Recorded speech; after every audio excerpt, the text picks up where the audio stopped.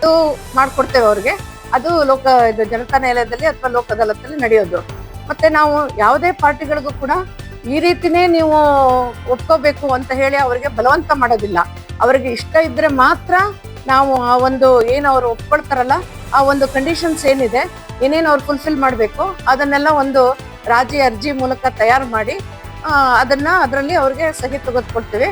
ಮತ್ತೆ ಅವರು ಅದಕ್ಕೆ ಭದ್ರಾಗಿರ್ಬೇಕು. ಈಗ ಏನು ಇಲ್ಲಿ ಒಪ್ಕೊಂಡು ಹೋಗಿರ್ತಾರೆ ಅದಕ್ಕೆ ಭದ್ರಾಗಿರ್ಬೇಕು.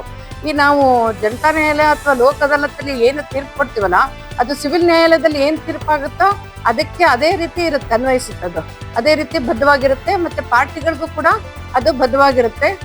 ಸಿವಿಲ್ ನ್ಯಾಯಾಲಯದಲ್ಲಿ ಏನ್ ತೀರ್ಪಾಗುತ್ತೆ ಅದೇ ರೀತಿ ಮಾನ್ಯತೆಯನ್ನ ಒಳಗೊಂಡಿರುತ್ತೆ ಅದು. ಅಂದ್ರೆ ಕೆಲವರಿಗೆ ಲೋಕ ಅದಾಲತ್ತಲ್ಲಿ ಆಗಿದ್ದು ನಮ್ಗೆ ಮುಂದೆ ಏನಾಗುತ್ತೋ ಏನೋ ಅನ್ನೋ ಭಯ ಇರುತ್ತೆ. ಆ ತರ ಏನಿಲ್ಲ. ಸಿವಿಲ್ ನ್ಯಾಯಾಲಯದಲ್ಲಿ ಯಾವ ತರ ತೀರ್ಪಾಗುತ್ತೆ ಅದೇ ಮಾನ್ಯತೆಯನ್ನ ನಾವು ಜನತಾ ನ್ಯಾಯಾಲಯದಲ್ಲಿ ಅಥವಾ ಲೋಕ ಅದಾಲತ್ತಲ್ಲಿ ಕೊಡುವ ತೀರ್ಪಿಗೂ ಕೂಡ ಮಾನ್ಯತೆ ಇರುತ್ತೆ. ಆ ಕಾರಣಕ್ಕಾಗಿ ನಾನು ನಿಮ್ಮೆಲ್ಲರಲ್ಲೂ ಕೇಳೋದೇನಂತ ಹೇಳಿದ್ರೆ, ಈ ರೀತಿ ಲೋಕ ಅದಾಲತ್ಗಳನ್ನ ನಾವು ಹಮ್ಮಿಕೊಂಡಾಗ ಕೋರ್ಟ್ಗಳಲ್ಲಿ ಜನ ಹೆಚ್ಚು ಇದಕ್ಕೆ ಸ್ಪಂದಿಸಿ ಅವರ ದಾವೆಗಳನ್ನ ಇತ್ಯರ್ಥಪಡಿಸ್ಕೊಡ್ಬೇಕು. ಈಗೆಲ್ಲ ನಿಮಗೆಲ್ಲ ಗೊತ್ತಿದ್ದ ಹಾಗೆ ಸಣ್ಣ ಸಣ್ಣ ಕಾರಣಕ್ಕೆ ಕೋರ್ಟಿನ ಮೆಟ್ಲೆತ್ತುತ್ತಾ ಇದ್ದಾರೆ.